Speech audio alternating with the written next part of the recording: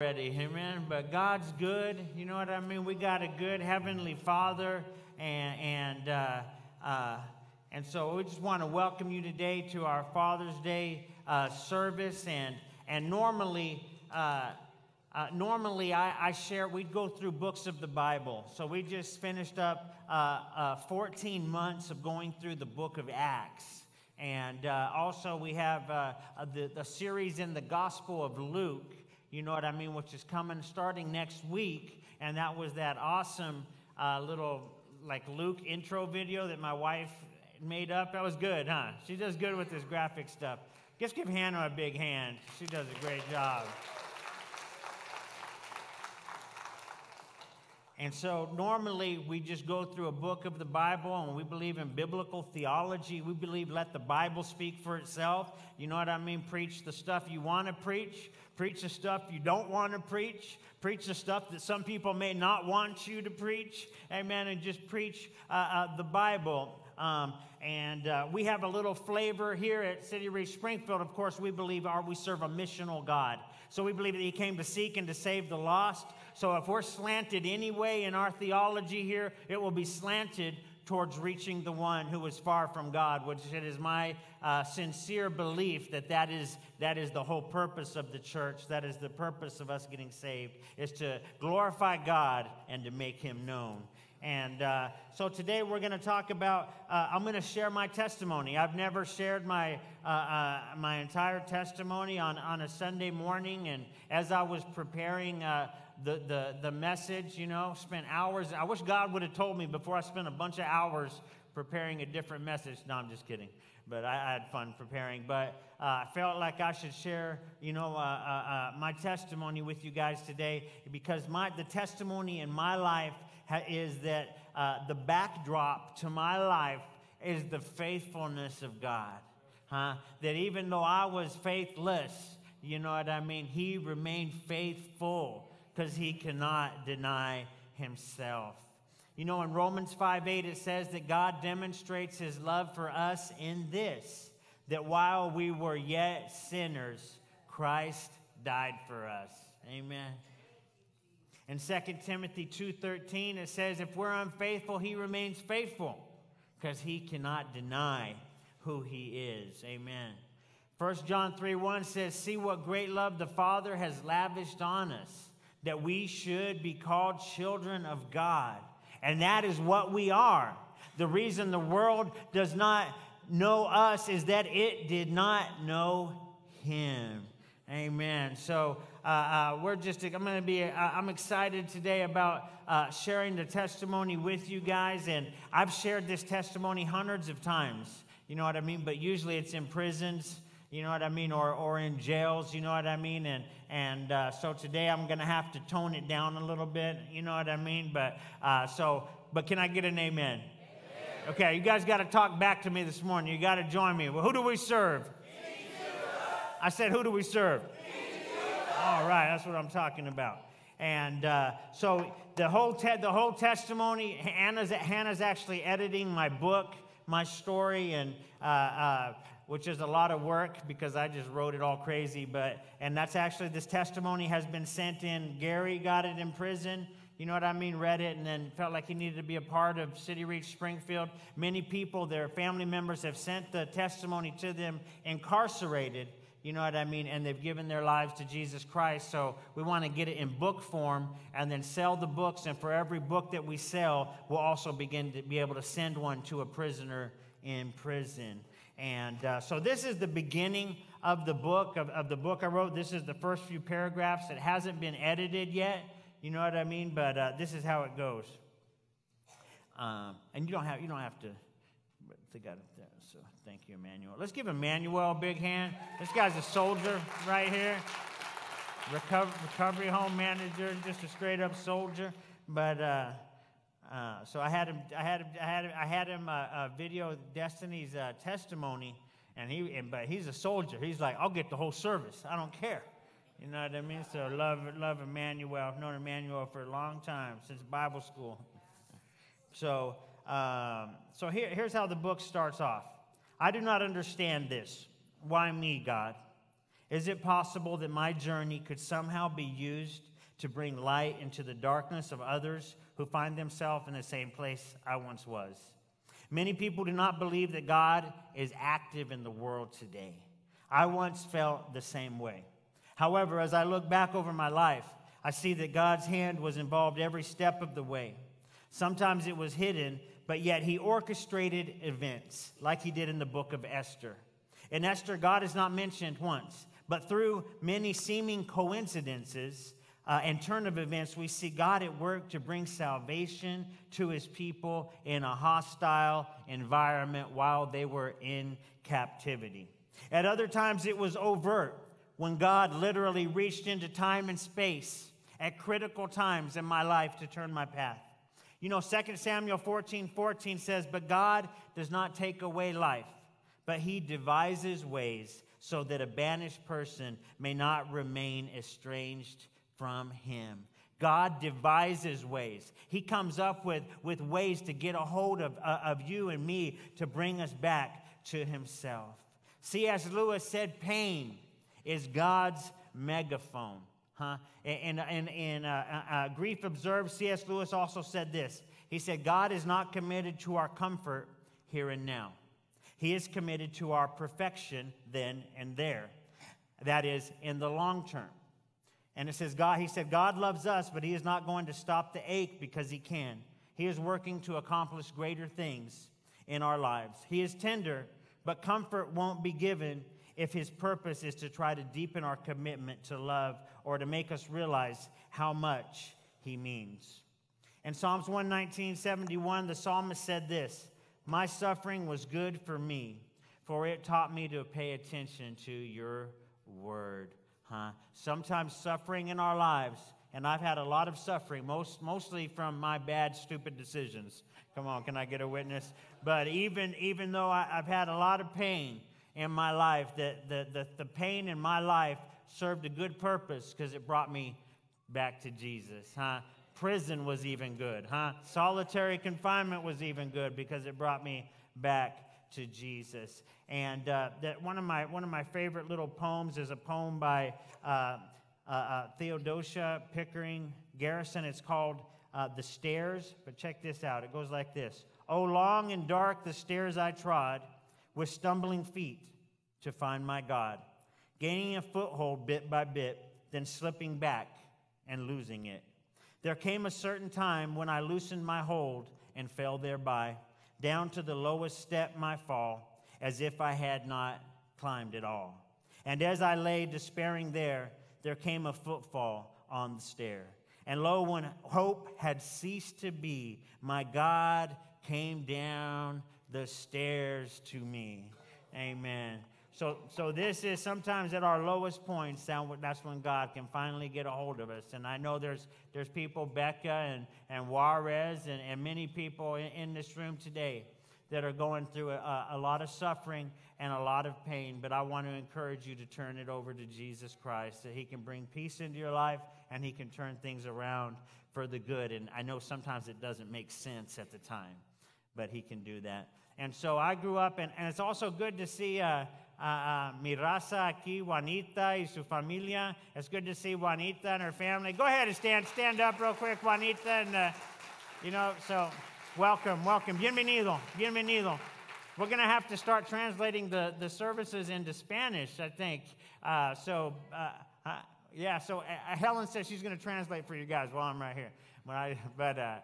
So we were walking and evangelizing last week, and Alfred from St. Louis, we saw a quinceañera or something going on, you know what I mean? So Alfred wanted a piece of cake, so we went in, and that's where we met Juanita and the family, and then I went up there and told him, "Hey, I think Pastor Al wants some cake," and he's like, "No, don't do it, embarrassing." I said, "Brother, you got to eat the cake, or it's going to be an insult to their culture." So he went and had some cake. We all had cake, but I'm glad you guys are here. Bienvenido. And so my story is I grew up.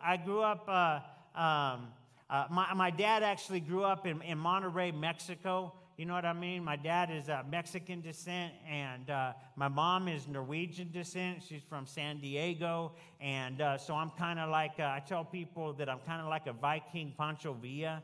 You know what I mean? Norwegian and Mexican, but so they used to call me Coyote on the streets, right? Coyote, because I'm half white and half Hispanic. You know what I mean? And so,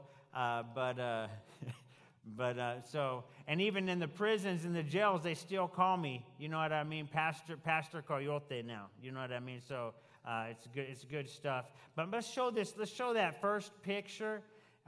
When I was a kid, my parents, my dad came from Monterey, and my mom, they went to Elam Bible College in upstate New York, and they were on fire for God. My mom got saved in the Jesus movement. My dad got saved at the Presbyterian Church in Monterey, Mexico, when he was a kid, and they met at Elam Bible College, and they became missionaries to Latin America. And I was born right before they left, so my earliest years were actually growing up in Latin America. And when I was 4 years old, my family came back to California, and as they were back in California, of course, we had to go to Disneyland. Come on, somebody. And so we went to Disneyland. I was 4 years old, my first time at Disneyland, and went to Disneyland, this is the actual same one. I had to search long and hard to get the pictures, but this is the little shooting gallery, and there's still one there to this day. I found out recently when I was in Anaheim. But this little shooting gallery right there, and as a little kid, and when we were visiting Disneyland, when my parents were back in California, I was playing this game, and I loved it. I've always loved guns. You know what I mean? Of course, now I'm a convicted felon. I can't even have guns. You know what I mean? But anyway, whatever. So sacrifices. But anyway, I was shooting the guns and knocking over stuff in the saloon, right? You guys have seen one of these before? And so then my parents came up, and they're like, hey, let's go. It's time to go to Tom Sawyer Island. You know what I mean? And I was like, nope. You know what I mean? I'm having too much fun knocking over things in this saloon. You know what I mean? So I kept doing it. So what they did was they left me.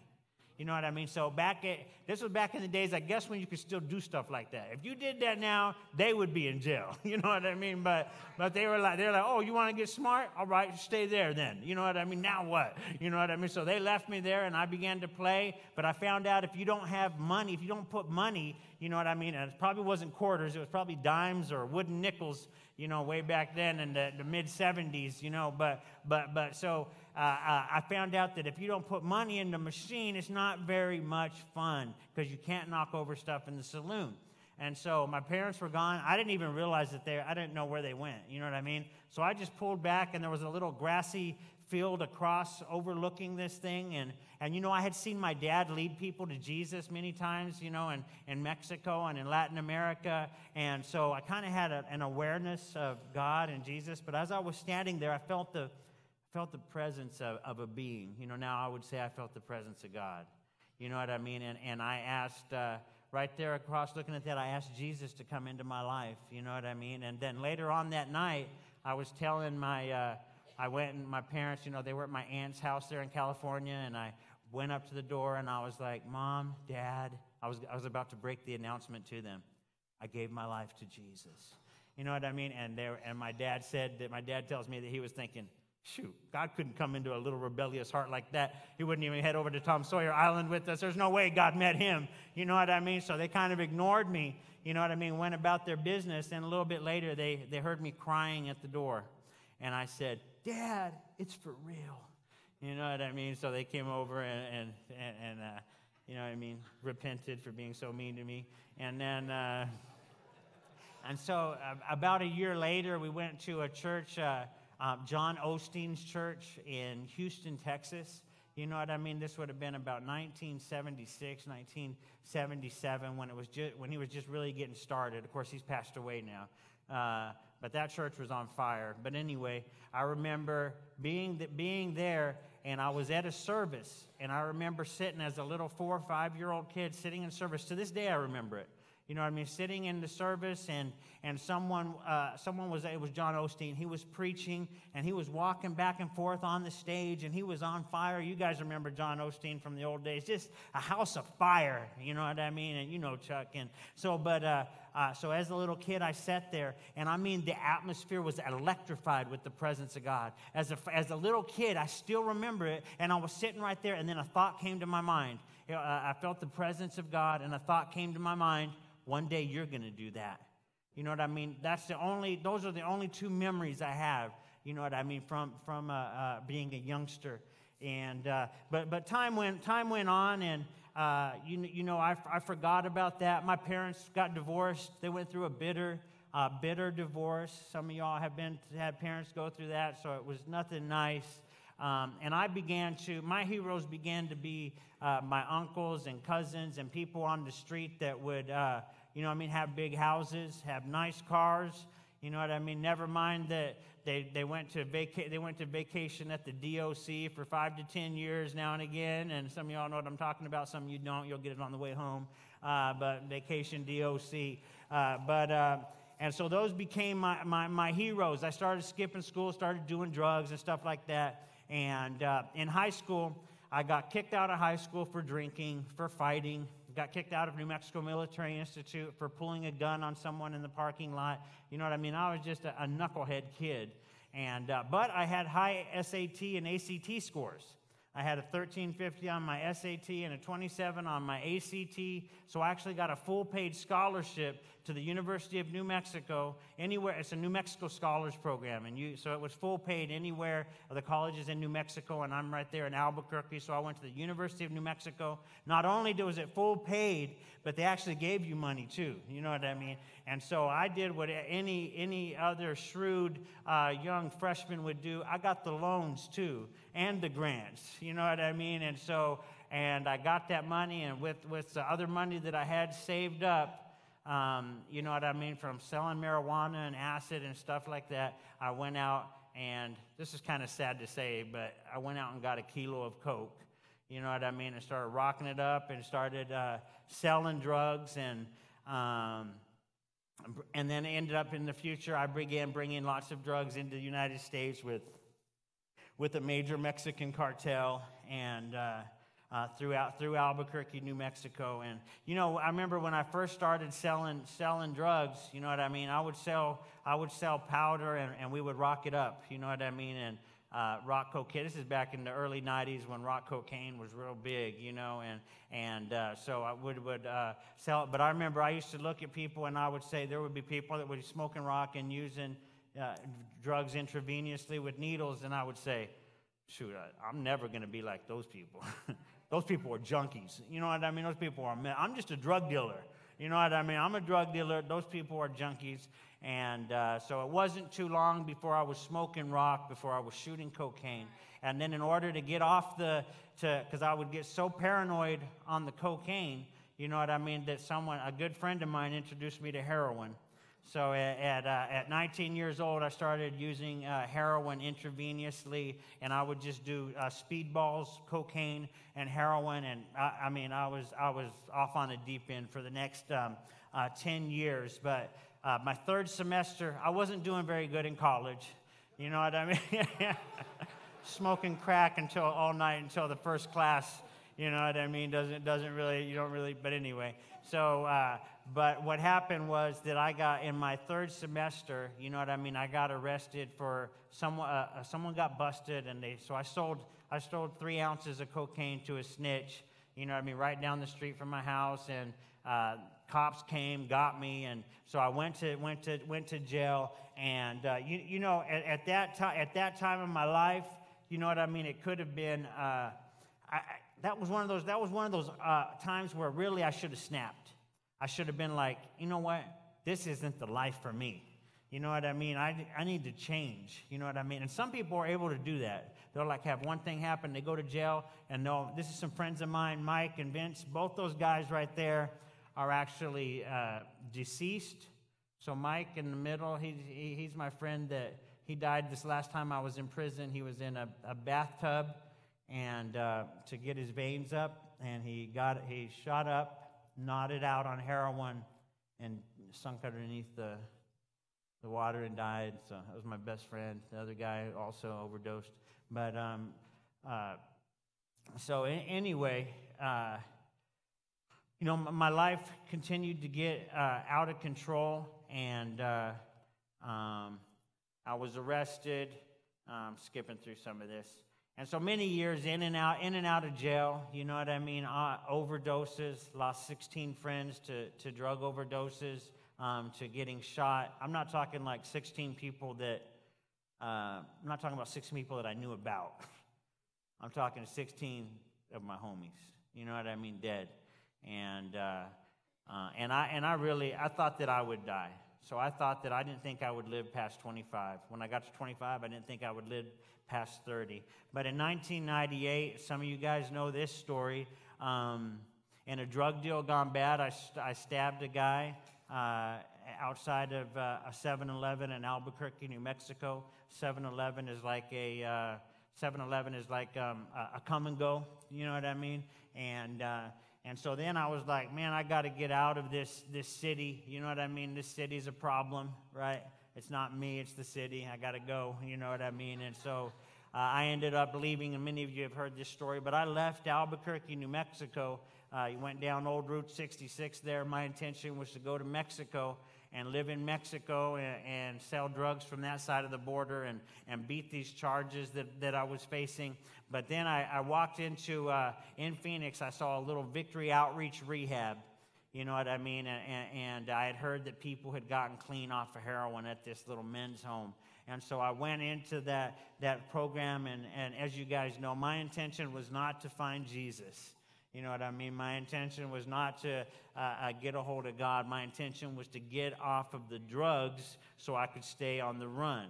Because how many know you can't be riding dirty and stay on the lam? Can I get a witness in the house? A lot of people right in this section knew what I'm talking about. But so right there, man, I got you know what I mean? I kicked for a week and a half. You know what I mean? It's good to see you, Trish. Glad you're in the house today, as usual. And so what happened was that I kicked the dope, and then I got up, and right here at this little men's home, man, this is where I learned how to pray. I mean, first of all, you had no choice but to pray. You had to pray for an hour every morning, whether you wanted to or not. Or you didn't have to pray, but you could just go sit there for an hour. You know what I mean? On your knees. You know what I mean? So it's like, might as well pray. You know what I mean? But right there at that little men's home, like the men's homes and the women's homes that we have here, that's where I learned how to pray. You know what I mean? That's where I learned how to get a hold of God. That's where I learned how to tithe. That's where I learned how to fast. You know what I mean? Back in the day, back when I was in the men's home, we didn't eat on Thursdays. Why? Because there were chains on the door to the kitchen. So you didn't eat. You know what I mean? That's how I learned to fast. There was no food. Emmanuel, we might want to try implementing this. No, I'm just kidding. So they stopped doing that. There were some lawsuits or something, and so they stopped doing that because I guess you have to feed people. But back when I was doing it, that's how I learned how to fast. You think I was gonna fast if I didn't have to? You know what I mean? I'm not going to stop eating if I didn't have to. You know what I mean? And then that's why I didn't stop smoking cigarettes there. You know what I mean? And I wasn't going to stop smoking cigarettes unless I had to. And so praise God for a home like that. Then now we have them here in Springfield. And I remember this one time. I want to fast forward and hit some points when God has really, you know, I mean, most of the story of my life is just being faithful to God through the daily grind. You know what I mean? When you hear high points in people's testimonies, know that there's you know what I mean? Most of the time it's just, man, grinding it out, faithful to God through the thick and thin. And you know what I mean? When you wake up and you don't want to pray, when you go through struggles and you just go through it anyway.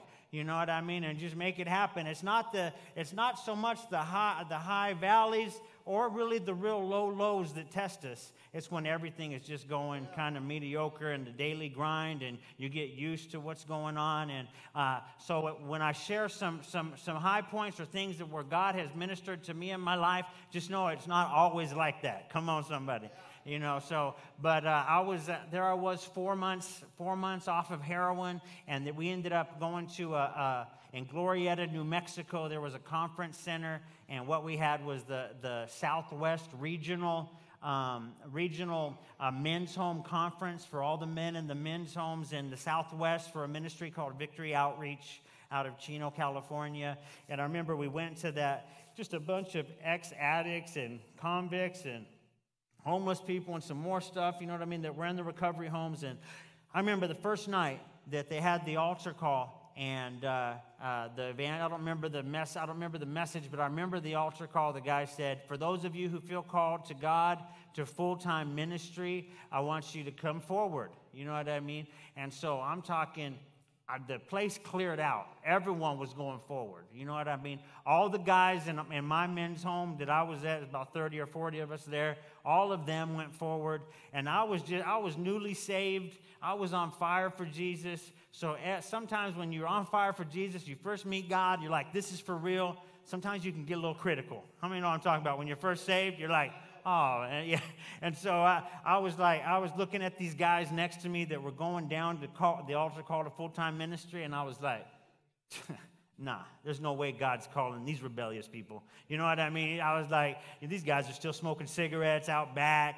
You know what I mean? Still war storying, talking about women in the meetings. I was like, nah, you know what I mean? These guys aren't for real. You know what I mean? So I said, you know what, God? I said, I won't go forward unless you speak to me.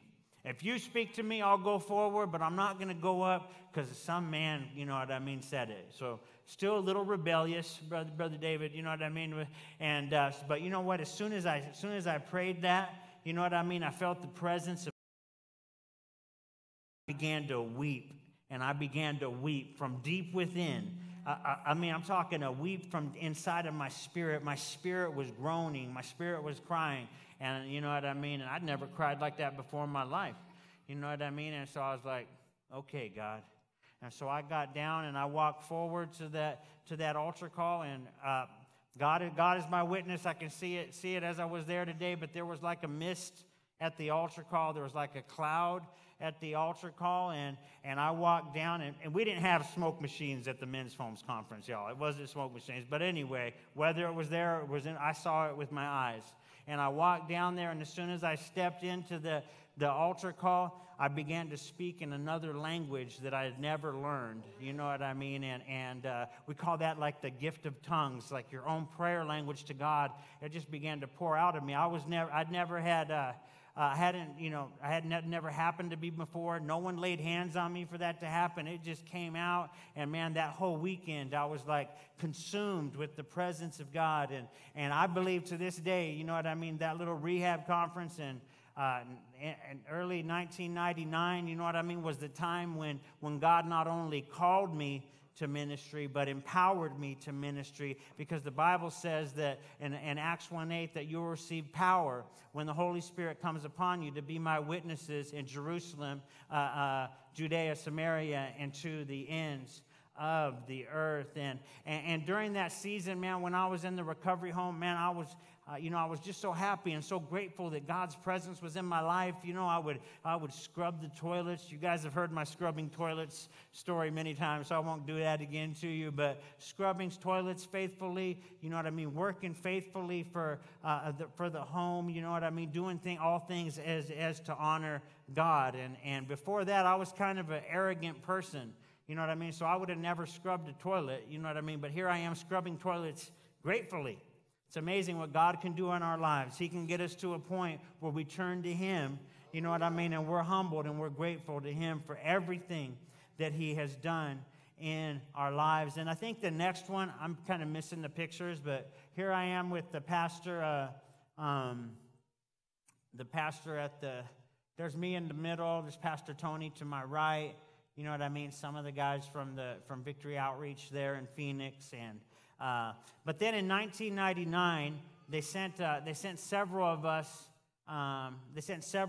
To go to Little Rock, Arkansas. We went to Little Rock, Arkansas to go to.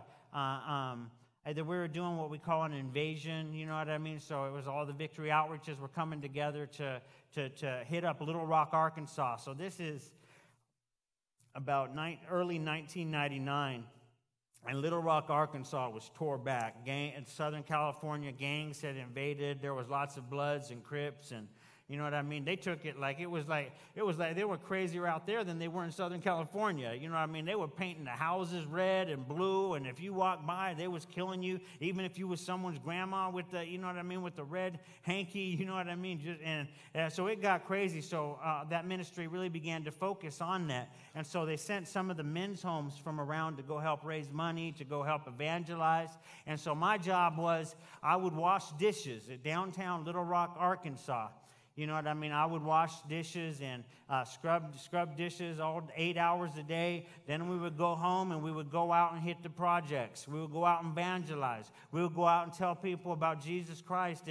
And during that season, like I said, man, I was so grateful to God. You know what I mean? I had like superhuman strength. Wash dishes and go eat. We would go hit the street. It was like, you know what I mean, soldier status. And like our men's and women's homes do here, man, they hit it. You know what I mean? They go to work. They serve at the church. They were just out evangelizing last night, taking the love of Jesus Christ, you know what I mean, to the community. And anyway, I was right there washing dishes.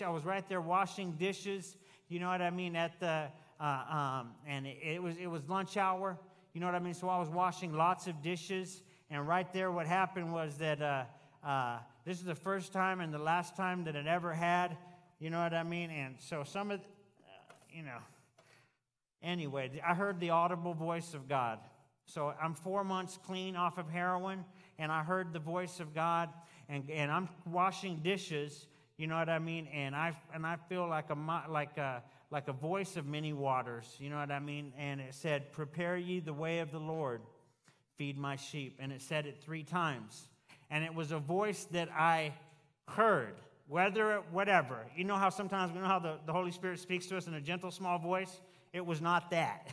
You know what I mean? It was an inward, audible voice. No one else heard it, but I heard it. And I believe that was my mandate to ministry. 4 months off of heroin. And that's the only time that God has spoken to me like that. But I remember thinking after that experience, that, when people say God spoke to me, now I get it. You know what I mean? Because that was so clear. You know what I mean? But how many know sometimes it's not always that clear? Come on. So sometimes we got to press in and hear the voice of God. But so anyway, I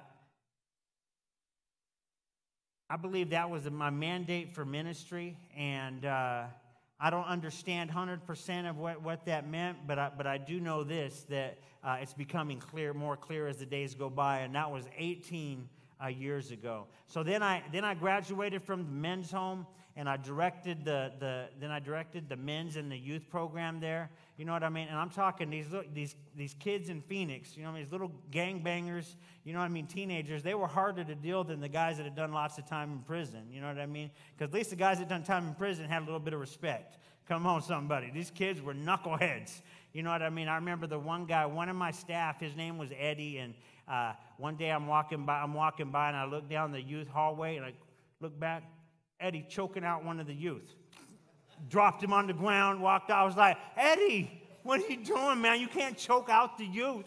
You know what I mean? And so, needless to say, he didn't work there anymore. You know what I mean? And but in my heart, I was like, I feel you, bro. You know what I mean? I feel you.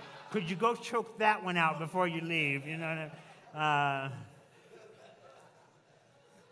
But anyway, so after that, I felt called to be a pastor and an evangelist. So I ended up going to the School of Ministry in downtown Los Angeles, at Toberman Park. How many have ever been to L.A.? How have ever been to the Staples Center? A few of you guys. So just right a few blocks from the Staples Center, Toberman Park, right there, Toberman and 18th Street. I was at the School of Ministry for Victory Outreach, the Urban Training Center, they called it. And one of the things that we would do was that we would go and show the next picture. But one of the things that we would do, they would come and wake us up at like 1 a.m., right, or 12:30 a.m. They would wake everybody up, and so there we are, 30 of the students there, 30, 40 students, wake us up, and all right, let's go hit the streets. You know what I mean? And so we would go hit the streets and go evangelize and go down to Skid Row. You know, how many been to Skid Row? ever in L.A. Just crazy, sad. What's smoking crack and living on cardboard boxes. So we would go and minister, and then I remember this one night we went out to Santa Monica Pier. How many been to Santa Monica Pier? And quite a few. And so we went there. Go ahead and go to the next picture. So we're out there, and it's all closed down. You know what I mean? The pier was closed down, but as I'm walking, I get disconnected from the group, and I look over, and I see this right here. It was a little miniature shooting gallery. Now, I had forgotten about that experience that I had with the Lord when I was 4 years old. I had forgotten about that. But I looked over at this little shooting gallery. It was closed down, but as soon as I looked at it, I remembered, and then God spoke to me. And in a silent, still voice in my spirit, he said, "Do you remember when we first met?" And I turned around, and I looked at the ocean, and I just began to weep. Man, that I had forgotten about God, you know what I mean? But 25 plus years later, you know what I mean? He had not forgotten about me. Amen. So that was a beautiful time, and and what's amazing is I just got to take my wife Hannah to L.A. We went to some meetings with the SoCal District and City Reach Network, and we got to go out there, and so I actually got to take my wife to Disneyland. I got to take her to Santa Monica Pier. You know what I mean? I got to take her, and of course we had to go to Don Rogelio's in Inglewood for the best tacos in L.A., but just the important things we had to go visit, but and took Brookie too so she could watch Mama and Daddy eat tacos. Come on, somebody. And so what happened was right there I finished the training center, and then the pastor said, "Hey, why don't you go? I think you should go on the team to the Philippines to go be a missionary, to go plant churches in the Philippines, And so I'm like, all right. I was like, but I still have an open account of attempted murder. You know what I mean? I don't know if they're going to let me fly out of the country. You know what I mean? And so at that season, one of the leaders over there in La Puente at the Victory Outreach came, and he's like, hey, you know what? He goes, hey, when I came to Jesus, man, I had a stack of charges like that, eh? But you know what? God came and blew all the charges away, eh? And I was like, well, shoot. You know what I mean? Let me stand on that word. You know what I mean? And I claim that for me. And you know what I mean? But you know what? It didn't actually turn out that way for me, as some of you know. But anyway, I ended up going to. I said, well, let me pray about it. You know what I mean? And at this point in my life, really, I was like, if I go to prison, I'm going to serve Jesus, right? If I go to the mission field, I'm going to serve Jesus. You know what I mean? So no matter what, I'm going to serve God. You know what I mean? So it don't really matter. I mean, I didn't really want to go to prison. You know what I'm saying? I would rather not go to prison. I would rather not go eat ramen noodles and pickle juice. And come on, somebody. Gary, I'm getting a witness. I think he's about to the power of God came over Gary over there. But you know what I mean? I'd rather not do that. You know what I mean? But I'm going to serve Jesus no matter what. And so I went to my dad took me to a revival. You know what I mean? I didn't really know what a revival was, but he took me to this thing called the Brownsville Revival. And there was a guy by the name of Steve Hill there. See that guy right there in the suit? You know what I mean? The guy by Steve Hill. This was 2000. And we went over there, and you know what I mean? I was just going with my dad, and I was kind of taking a week to pray about what I was going to do. You know what I mean? Turn myself in, go to the Philippines. What am I going to do? And so I'm there to hear the voice of God, hear what the direction that God would lead me. And so we get there to this revival, and if some of you haven't heard about it, it was huge. Millions of people went through this little church in Florida, and this was right towards the end of the revival. But one of the interesting things is this guy, Steve Hill, is that he was actually an ex-addict. You know what I mean? He was a homeless guy that God met, went through Teen Challenge. God raised him up, and he had a passion for the souls. Had a passion for the lost. And while I was there, I remember because the School of Ministry, the kids that were there, they were like, go up and get prayer afterwards. You know what I mean? To go get prayed for. And, Dr. Brown was praying for people. So I'm like, no, I'm good. You know what I mean? I don't need to go up and get prayer. You know what I mean? I'm still a little kind of super spiritual guy. You know what I mean? So finally, you know what I mean? I went forward the second night, went up, you know what I mean, to get prayer, lifted my hands, and this dude came by, put his hands on my head, and I'm talking, I was like, I buckled. I felt the power of God. I've never felt anything so good in my life. You know what I mean? I'm from the street, so I compare it to like a really good speedball. But I mean, that's probably not biblical way to explain it, but I'm talking the power of God. I buckled. I was like drunk. You know what I mean? I fell over. I'd only heard about this stuff before that. You know what I mean? And I was like, man, but it was like God saying, I got the best of everything. At my right hand are pleasures forevermore. God's got the best of everything. Everything else is a copy, you know what I mean, of what God has, you know. And so the next night, no one had to ask me. As soon as it was prayer time, I was knocking people out the way. First person up there, you know what I'm saying? Just hit it, lay it on me, Jesus. You know what I mean? And so the guy prayed for me, nothing. And I was like, dang, you know what I mean? And I was like, what happened? You know what I mean? So I was like altar call junkie. But anyway, but God delivered me because it didn't do the same thing. So, but anyway, you know what I mean? At one of those services, I'm thinking, you guys have heard this before. Some of you guys on the Dream Team, you've heard this. But I was like, God, should I stay or should I go? Come on, somebody. Should I stay or should I go? Should I go to the Philippines?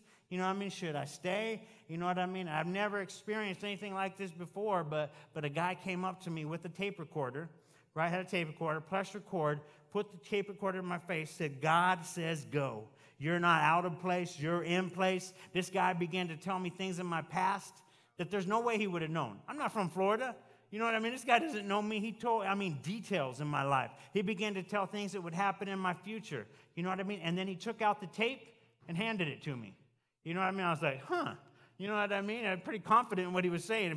And so I still have the tape. It's in my home office. I have that tape, you know. But I was like, oh, okay. Well, that's pretty clear. I'm like, should I stay or should I go? Dude walks up. God says, go. You know what I mean? So I'm like, all right. So I ended up flying. Went back to L.A. and let's roll. You know what I mean? And went out to flew out to the Philippines and you know, I got a little bit nervous when I was on the airplane, you know what I mean, to fly out. Didn't know if they was going to come and drag me off the plane, Gerald, you know what I'm saying, and arrest me right there, but they didn't. I flew out to the Philippines, and God moved in the Philippines. We had a powerful time there, and then in the Philippines, I actually on it. Who's on it back there? Hannah, you're on it. I would have forgot. So this is I planted a church in Tondo, Manila. So this is the launch of our church. And so this was about 16 years ago. I launched my first church in Manila, the Philippines. We also started recovery homes. And then I taught classes. We had an urban training center like we had in LA. So it was a school of ministry.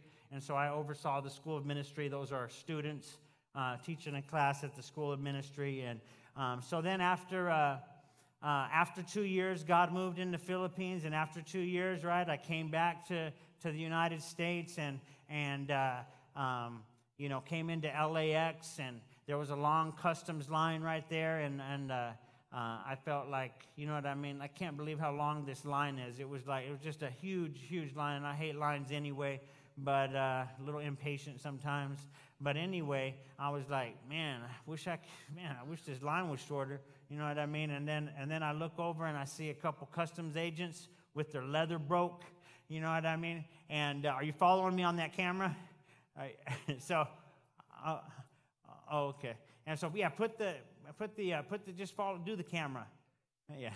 So, but anyway, sorry about that. A little technical stuff going on. Man, it's good to see Richard and Phoebe. How are you guys doing? Welcome.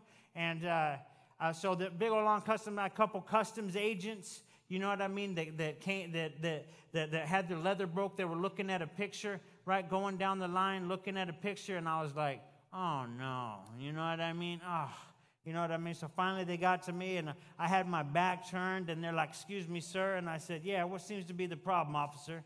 And they said, well, could you turn around? And I said, yeah, what's going on? And they looked at the picture, looked at me, and said, could you come with us? And I go, well, what's up? You know what I mean? They're like, we're taking you to the short line. And I was like, the short line, huh? So, yeah, I went to the short line. It was just me, and you know what I mean? Put your hands behind your back, and you're under arrest for a fugitive warrant, you know what I mean, out of Albuquerque, New Mexico. And so I went to jail and back up in the L.A. County Jail at the glass towers, you know what I mean? And then they actually took me out because of the charges of attempted murder, they took me to Supermax, you know what I mean? So I got to drive very near to Six Flags. We passed Six Flags so I kind of got to go to Six Flags, you know what I mean? And then I went to the prison right on the other side of Six Flags, and during that season, I just really, you know, I was on fire for God, you know. And I remember when I first walked in, I showed up at the airport with my Victory Outreach Tondo shirt. Or, you know what I mean? Like we had shirts embroidered with the church plant name on it. You know what I mean? And I remember when I was going in at L.A. County Jail's huge. You know what I mean? So when you go through, anyone ever been to L.A. County Jail? Okay, so you guys, wow. We got quite a few people, actually. But anyway, so it's pretty big, right? It's huge when you go in through process. So I'm walking in there to get processed with my Victory Outreach shirt. And if you live in Southern California, Victory Outreach is huge. Everybody's heard of Victory Outreach. You know what I mean? And so I'm walking up there, and they're like, look at this dude with the Victory Outreach shirt on. I'm like, dude, that's old charges, man. These are from way back. And they're like, yeah, right. I'm like, whatever. You know what I mean? I couldn't wait to get that shirt off. You know what I mean? And so... but I lived for God, you know what I mean, in jail, and I remember they came. It was about 4 months that I was there, and they came up and told me. They said, you know what I mean, if New Mexico doesn't come for you in the morning, then we'll go ahead and we'll go ahead and cut you loose. They need to come get you. If they don't come by tomorrow morning, you know what I mean, you're out of here. So the next morning, I hear the keys rattling down the hallway. You know what I mean? And some of you that have been locked up, you know what that's all about. Here the key. Here comes the CO. You know what I mean? Here the keys rattling. You know what I mean? And then he gets to my door, and I'm hoping to hear any inmate's favorite words if you're in the county jail. And the 3 favorite words are, roll it up. You know what I mean? And so he came up there, and they said that. They opened the door, and they said, roll it up. New Mexico is here for you. So, oh, man. You know what I mean? So then I'm on the TransCorps, you know what I mean? So I'm on those big buses that they extradite people, you know what I mean? But they don't just take you straight there. You know what I mean? No, we had to go up to Northern California, go to all these. So we didn't even get out of California you know what I'm talking about, Gary. We didn't even get out of California for 4 days. You know what I mean? And it's like shackled, and it's like hot, you know, the metal buses. But what ended up happening was that we got McDonald's breakfast, lunch, and dinner. So that was pretty good. You know what I mean? If you're an inmate and you've been eating ramen noodles and pickle juice for days, and you got McDonald's in the morning, and so it was kind of a trade-off. You know what I mean? But anyway, we got to New Mexico, and I'm facing the charges, and they're running them crazy. So I'm facing 20-plus years in prison, and you know what I mean? As I'm thinking about it, I'm thinking that's not my vision of the dream that God had for my life. You know what I mean? And so I become discouraged during that season. And when I first got back to Albuquerque, I was going to get all the homies saved. I was going to get all of my cousins saved. I was going to get everyone saved. And I got there and, got released, facing all these charges. And lamentably, during that season, I went back to my old life. Like a dog returning to its vomit. I went back to shooting dope and, you know what I mean, selling dope and living at Deanne's Hotel on Central Avenue. But you know what? It didn't happen overnight. What happened was I was selling insurance, you know what I mean, for a family friend, you know what I mean, and I had a good job for the pre-sentence, you know what I mean, people. And during that season, I would go out on my lunch break and I would get a margarita. I figured I can get a margarita. You know what I mean? Just a little margarita, you know, during lunch, and I'm going through a lot. You know what I mean? I need a margarita for lunch, and, so one margarita turned into 2 margaritas. Next thing you know, I'm in Margaritaville. Come on, somebody. And then I just started partying on the weekends, and before you know it, I was shooting up speedballs, you know what I mean, every 2 to 3 hours at work. You know what I mean? Where you pull out in your office drawer where you pull it out and you have you put your pens and stuff like that. I had bottoms of Coke cans and spoons and needles. It was crazy, you know what I mean? And I would put my blazer up and do a big old speedball, and then put my blazer back on, open the door, and just like doing business with people. What's up? You know what I mean?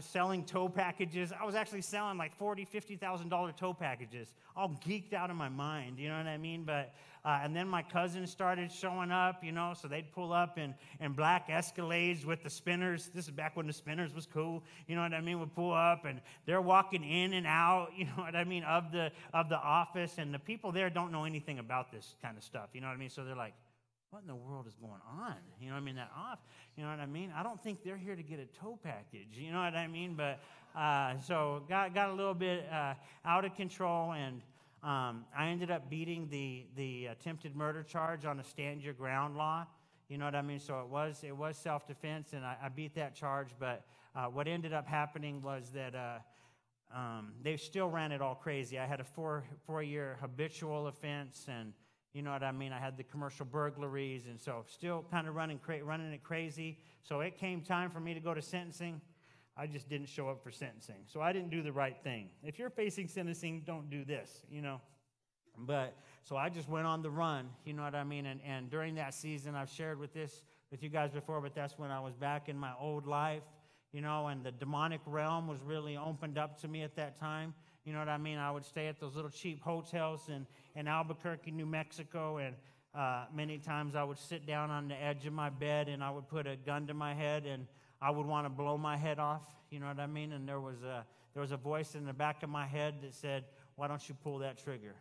You know what I mean? Your life's a waste. You know what I mean? You can't even be faithful to God.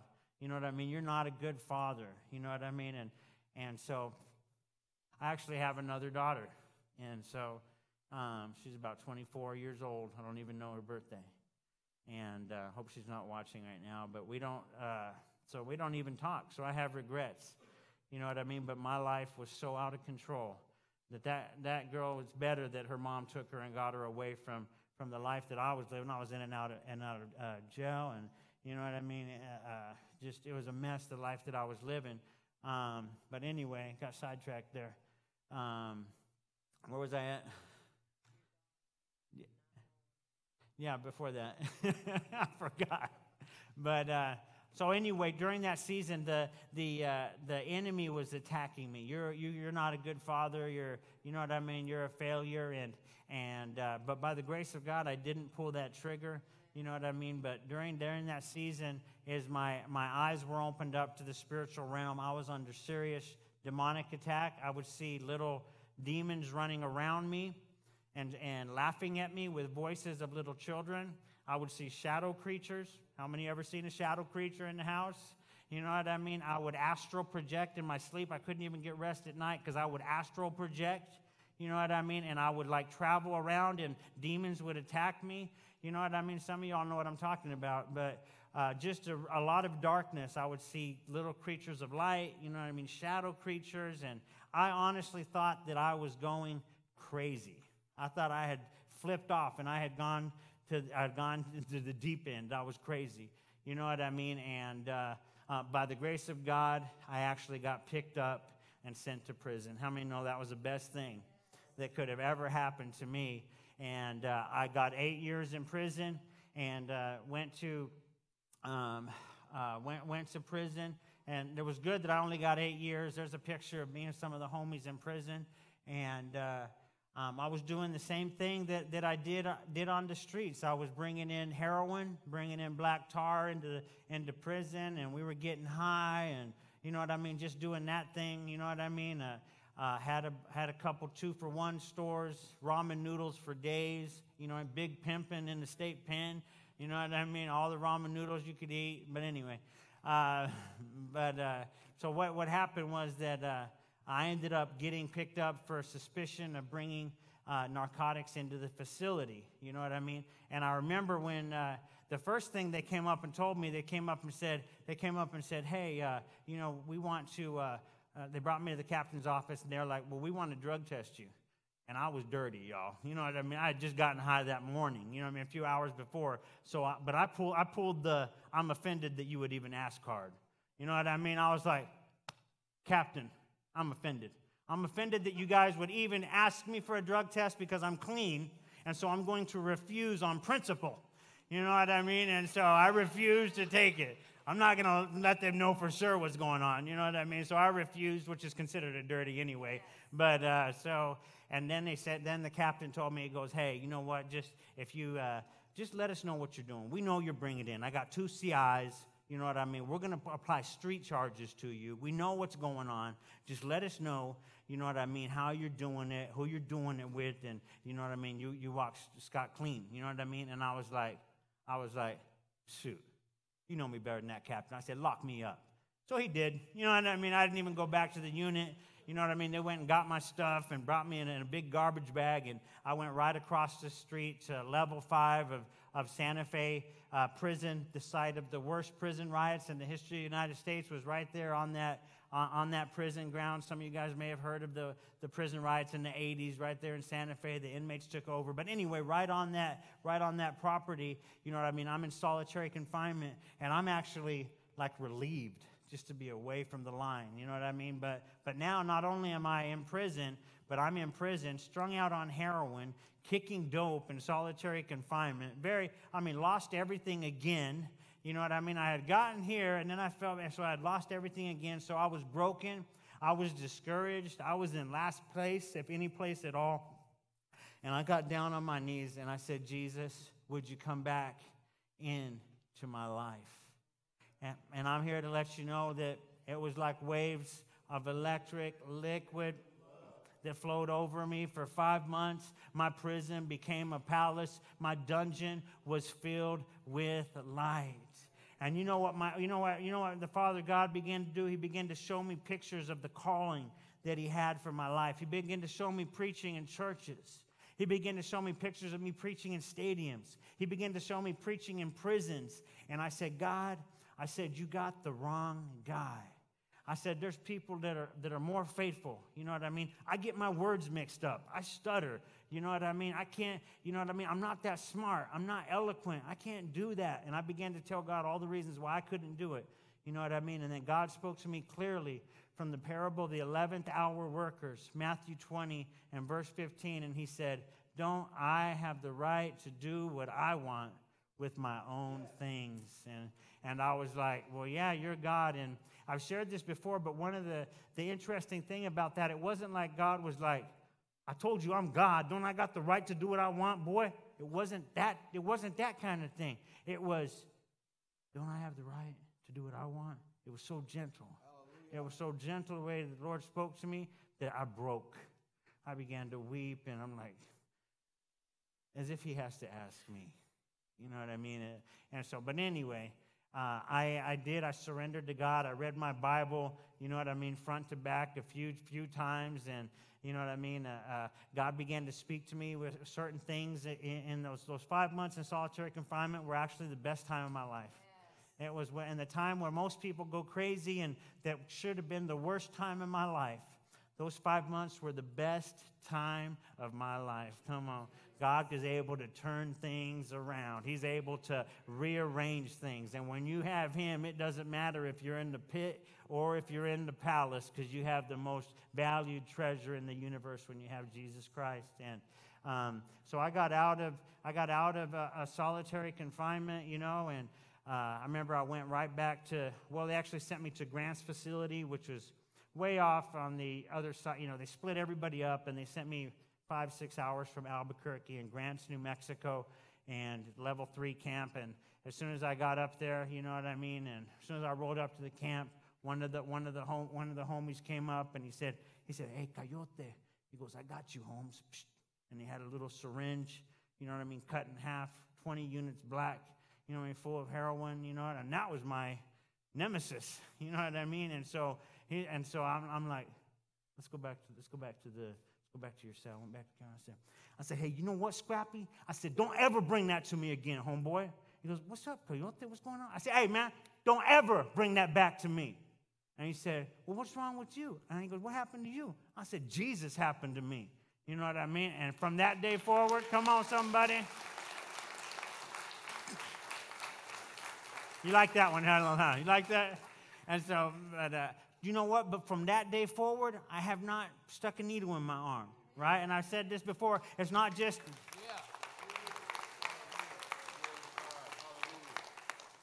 It's not just about an experience that we have and we surrendered to God, but it's about what you do the next day, what you do the day after that. You know what I mean? And the reality, the veracity of the experience that I had in solitary confinement. Some people talk down on, we don't base anything on experience, but let me tell you something. God can be experienced. Jesus can be experienced. Jesus is more real to me than you're sitting right in front of me today. I feel his presence on me. He walks with me. He talks with me along life's narrow road. So, but what are you going to do after you encounter Jesus? The proof is in the pudding. See, some people say the jailhouse conversions aren't real. You know what I mean? Well, guess what? They are real. You know what I mean? I'm proof to that. Years ago, and I have not gone back to my old life. You know what I mean? Like Gary met the Lord in prison. You know what I mean? David Manning met the Lord in prison. God changed his life. You know what I mean? Tim Williams in 2013 at the Greene County Jail. I went in to speak. He had a dream. Man, some of you guys have heard his testimony in 2013. He's in there facing Fed time for manufacturing or distributing and manufacturing methamphetamines. And he goes into the county jail here, Greene County Jail. And one night he has a dream. And in the dream he sees his pastor, you know what I mean, from when he was a kid, with his arms wide open saying, "Why haven't you called?"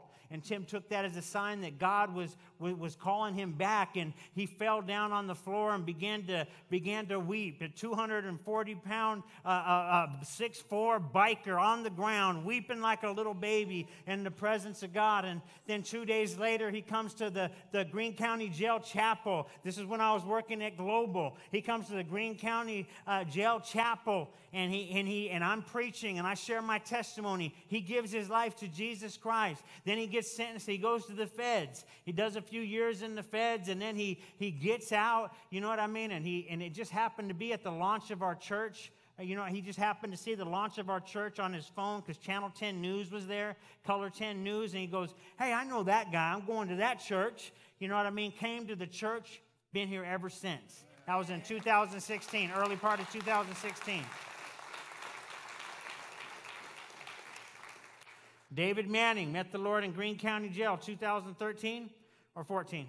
14, you know what I mean? And I went to speak, and he had an encounter with God, and I was talking about this army that God was raising up, and he said, "That's me." And he went to prison. He went to prison, did a 120, and then got out and went and got high. You know what I mean? Then got sent back to prison, OCC, and I showed up there and started preaching, and he got discipled there and really just got a hold of God at OCC. But he said, "I got to be a part of this army that God is raising up in these last days." And he got out, and he came to the Hope Home. He's been clean for 3.5 months at the Hope Home. He said, come on, that's a good place to clap. He said he's been in and out of prison 6 times. Every other time he got out of prison, he used drugs the same day. Now he's been clean for 3.5 months. He's the man of his family. He's a strength to his family. His mom passed away, and he was there leading them all in prayer as she passed away and went into the presence of God. And there was a peace there. How many know in the old days, if you're not walking close to God and you're an addict and you lose your mom, you're probably going to get high. But God, But God. Come on, somebody. So God is getting a hold of people. So jailhouse conversions are real. You know what I mean? If you walk it out. You know what I mean? You gotta walk it out. So the proof is in the pudding. So but then I got voted in as inmate pastor at the Grants prison, and man, God began to move in that prison, and it was pretty amazing. But God was moving. You know what I mean? People were coming to the prison chapel that wouldn't normally come, and God moved, got a hold of people's lives. I'm going to wrap this up because you guys know the rest of it. But I ended up got out of prison, did my parole. You know what I mean? And everybody say it's a process. It's a process. I got out. You know what I mean? No car, PO hated me for some reason. You know what I mean? I was there the first time I went to see my PO. She told me to shut up 3 times. And I was like, what? You know what I mean? But I was like, I got to be, what are you going to do? You know what I mean? And so, I had to humble myself. You know what I mean? And God began to, you know what I mean, do a work in my life, man. But it's a process. You know what I mean? I was actually worked as a GED tutor. You know what I mean? And God began to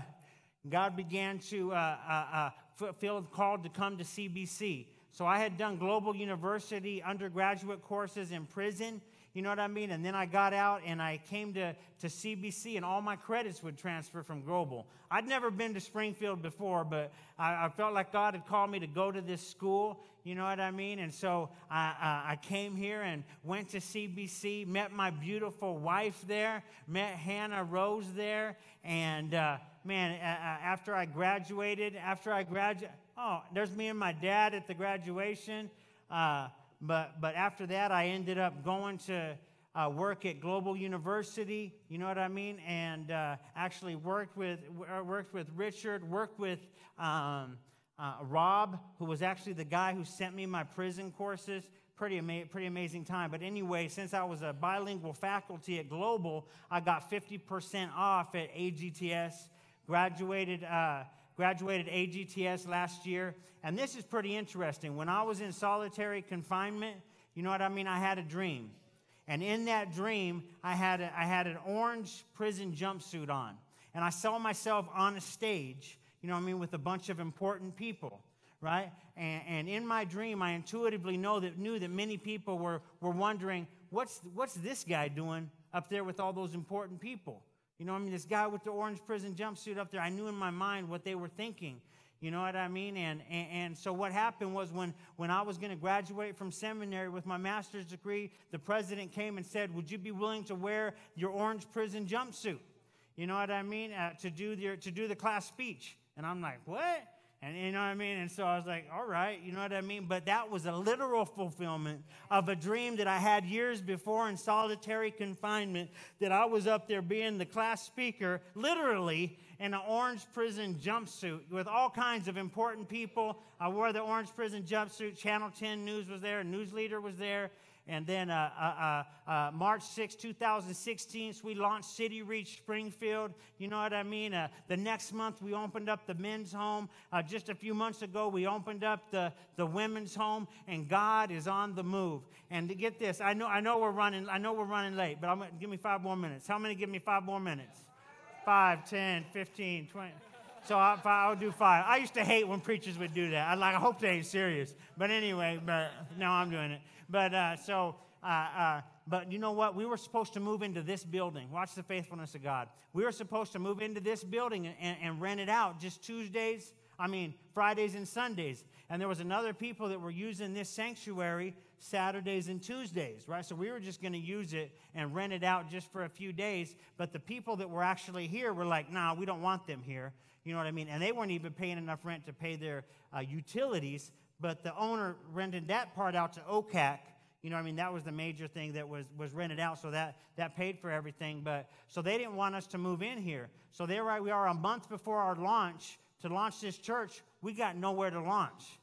You know what I mean? And we're ready to make up flyers and tell people about the church launch. You know what I mean? But then the president of the university ends up calling me and saying, hey, you know that request you asked 6 months ago? He goes, it's been granted. You can launch at the seminary chapel. And so that's where we launched the church. I guess this is when I was on the cover of Rapport magazine, the university magazine. But anyway, God's been faithful. God's been faithful to us. And today I just wanted to share kind of like the prophetic history, you know what I mean, of what City Reach Springfield, how we came into existence. You know, we're a church that believes that God uses unlikely people in overlooked places to do extraordinary things. Amen. Let me go ahead and get the worship team to come up. And so today, you know, we're excited. Next week we'll start the Luke series, and it's going to be good. So invite a friend. Make sure you're there at next Saturday. We're going to blow it up right here in Grant Beach Park. And But today we like to give people an opportunity, to respond to the grace of God. And as the worship team begins to play, maybe you're here today and you've never had an encounter with Jesus Christ. You've never had something real and tangible where you met Jesus Christ, like what I'm talking about. You think that's completely foreign to know Jesus like that. I'm here to let you know that Jesus wants to know you. I'm here to let you know that God the Father loves you. You know what I mean? Your earthly father may have not been the best, but I'm here to let you know that your heavenly Father, He loves you. He wants to wrap His arms around you today. For God so loved the world, that He gave His only begotten Son, that whosoever believes in Him should not perish, but have everlasting life. That God loved us so much that He sent His Son. Every good and perfect gift comes from the Father above. You know what I mean? He gives good gifts to His children, and it comes from Him. It comes through Jesus. It comes by the Holy Spirit. And so today you say, you know what, hey, Pastor Coyote, I don't know God like you do. I don't know Jesus. I've never had an encounter with Jesus like you do. I believe today's your day. I believe that the Lord wants to meet you today right where you're at. Or you know what, maybe you're here today and you say, you know what, at one time I was living for Jesus. At one time I was on fire for God, but I'm not living for Him anymore, and I know I'm not. And right now as I'm speaking, the arrows of God are penetrating hearts, and God is drawing you back to Him. It's not my speaking, but it's the Spirit of God that begins to draw hearts to Him. No one can come to Jesus unless the Father draws him. And so today, if you meet one of those two requirements, that you know what, you knew Jesus at one time, but you backslid, like I did after I got arrested at LAX, and I went back to my old life. Or you're here this morning, someone invited you, and you've never had an encounter with Jesus, but you want to get right with Him today. You want to feel the Father's love upon your life. If you meet, just go ahead and bow your heads and close your eyes. And right now, just focus on the Father. And if you're in this house right now and you want to surrender your life afresh to Jesus Christ, then I ask you to raise your hand. From all over this place, just raise your hand. You want to get right with God. You want to surrender your life to Jesus Christ. I see about 4. I see about 5 hands. Anyone else, you want to get right with God? Then I invite you to come forward, stand up, and walk forward if you raised your hand. Give them a hand as they